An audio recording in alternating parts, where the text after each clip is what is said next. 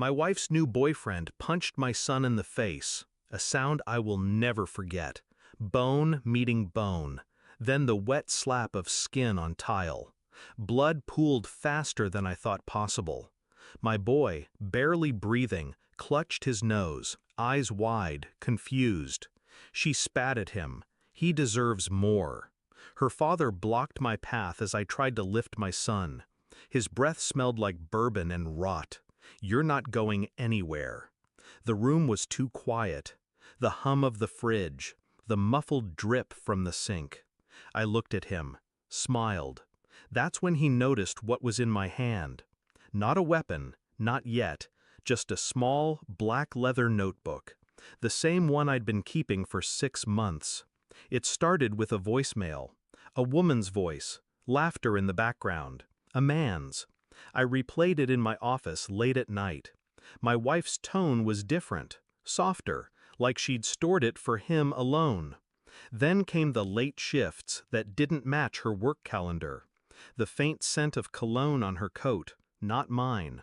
I didn't confront her, not right away. I observed, like a surgeon before an incision, steadying the hand before the cut. The boyfriend appeared weeks later, introduced as a family friend. I shook his hand and cataloged the squeeze, overcompensated dominance. His eyes slid toward her more than once. She didn't notice me noticing. My son told me things, small, sharp details. He yelled at Mom once. He didn't like how I laughed. He told me to stay in my room. Betrayal wasn't sudden. It crept, layer by layer, until this man, the parasite she'd brought into our lives, decided my son was his to discipline. I became meticulous. Phone records. Every number she called twice or more got logged. I cross-referenced dates with her late shifts. A hidden camera in the kitchen, another in the garage. They caught fragments, a hand brushing her lower back, a whispered joke too close for friends. I visited her workplace under a different pretense. She wasn't there, but his car was parked across the street. My notebook grew heavier. Not with paper. Weight is a strange thing when it's made of truth.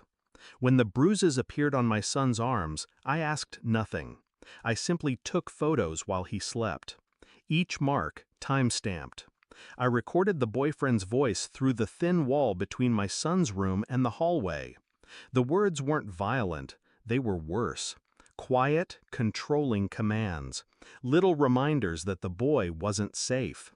I knew then, truth alone wouldn't be enough. It had to be undeniable, airtight.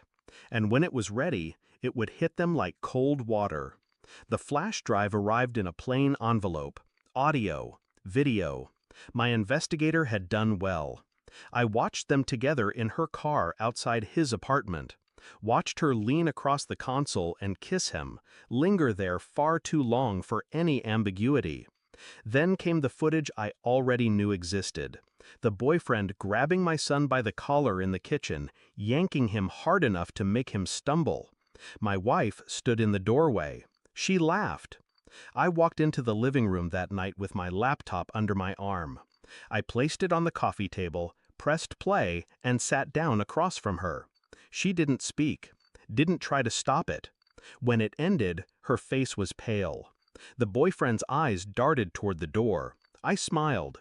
It's all backed up, multiple places. Silence. Then her father's voice from the kitchen, blustering, calling me a liar. He hadn't seen the footage yet. The next day was the punch, the blood, her spit, her father's bourbon breath, and my hand, still holding that black leather notebook. Inside was every date, every phone record, photos of bruises, USB serial numbers for the drives now with my lawyer, my sister, and, most importantly, the police detective whose card I'd kept since the first mark appeared on my boy's arm. I opened the notebook to the last page, a copy of the restraining order, already filed, effective immediately. Her name, the boyfriend's name, her father's. I handed it to him without a word. By the time the sirens cut through the cold air outside, they knew exactly what was coming. Not rage, not a fight, just the slow, crushing realization that every move they'd made had been watched, logged, preserved. The officers took my son first, out to the car. He looked back once. I nodded. The house felt smaller without their voices. People assume closure is loud, that it comes with shouting, breaking glass, slammed doors. But it's quiet, unnaturally quiet. I poured a glass of water and sat at the kitchen table, the same table where my son's blood had dripped hours before. I traced the faint stain in the wood. I felt nothing for her, not love, not hate, just absence. A clean, sharp void where she'd been. She would lose custody. He would face charges. Her father would face his own legal reckoning. I didn't need to see it happen. Power isn't in watching them burn.